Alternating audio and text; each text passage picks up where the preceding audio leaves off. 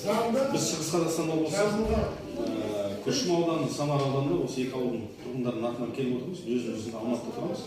Бірақ сол мысалға Марал ауданында 2 жыл болды. Аты қазақтың компаниямен күресіп жатқанымызға. Маралда жазып.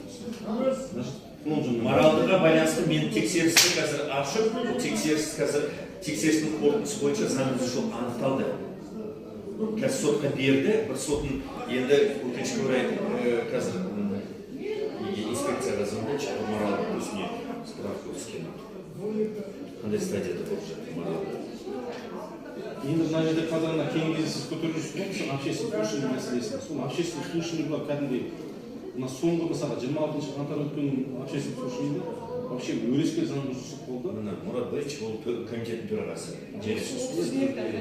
Енді мынандай мәселе болып жатыр қазір, ол жердің мәселесіне енді общественный слушание мәселесі. Мысалы бізде де осында 26 қаңтарда өткен общественный слушаниеде кәдімгідей бәрін видеосын бәрін фальсифицировать, анау сырттан адам әкеліп сондай жасап жатыр да.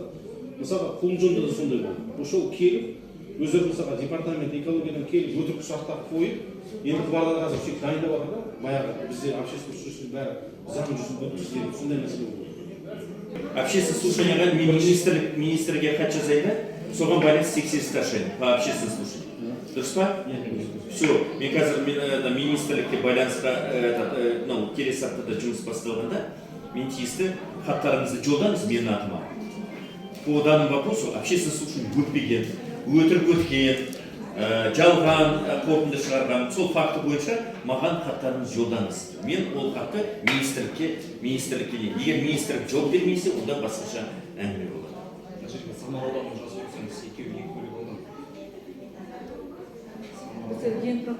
Себебі қоғамдық тыңдаулар деген бұл шыныге қасиетті нәрсе бұл. Бұл дұрыс өту керек, халықтың бәрі қатысу керек, халықтың пікірі ескерілу керек, халықтың пікірінен кейін ғана нақты шешім қабылдау керек. Енді Маралдыда былай болды да қазір соңғы өткен общественный слушаниеда мысалға біріншісінде 40 адам алып келді өздерімен бірге.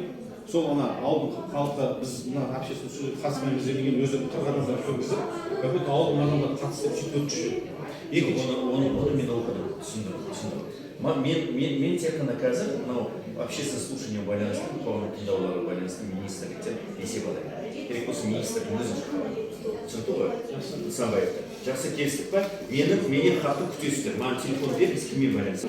Инвестор, біреу, проектировщик, біреу, конечно, самый айтқанымыз сол. Біз бірігуіміз керек, наоборот, қазір честно говоря, Ахметовтың ұлы болсын, Барқынбайдың ұлы болсын, маған заң нормалары бұзылса, мен тексерісті ашамын. Енді бұлар көпірді түгел техниканы өткізді. Знайын ауыстыра салды ғой, знайын. Былай істейік, мен Нысанбаевпен байланысам, хат жазам, сол хатқа байланысты күтем. Тексерісті ашу туралы. На предмет проведения общественных слушаний. Түсінікті ғой? Содан кейін олардың жауабын күтем.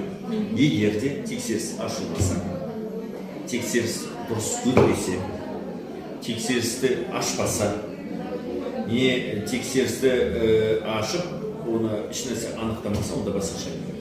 Маралды қазір шұғылап жатқан нағыз проблема көкесі Қазақстан. Оны Марал туралы парламентте еден жуушы өздеп келді. Ол проблема тұрған. Түсінесіздер?